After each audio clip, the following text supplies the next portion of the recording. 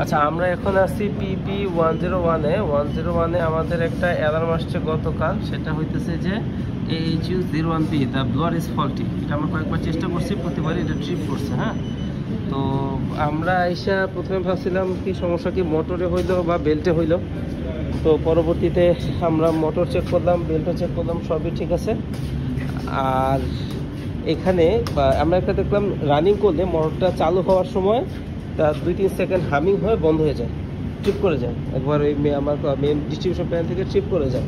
তো আমরা ধারণা করছিলাম যে হয়তো বা মোটরটা লকড হয়ে গেল কিনা, বা ইয়াতে ফেজ একটা, আমরা ধারণা করছিলাম যে সম্ভবত ফেজ একটা সামহাও ডিসকানেক্টেড আছে। তো টার্মিনাল খুললাম আমরা, এখানে ঠিক আছে।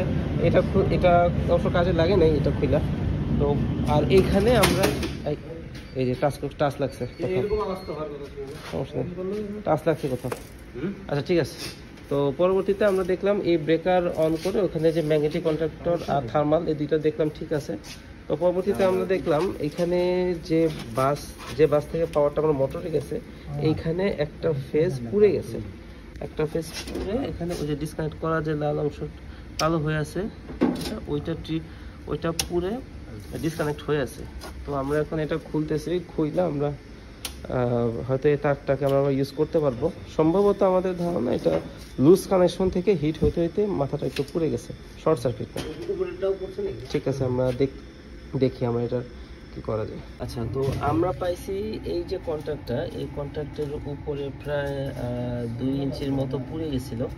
এখানের যে কানেকশনটা এখানে ছিল, এখান থেকে লুজ কানেকশন জন্য এটা পুড়ে গেছে। তো আমরা পুরো অংশটুকু ফালাই দিয়ে এটা নতুন করে কানেকশন দিব, ইনশাল্লাহ হবে।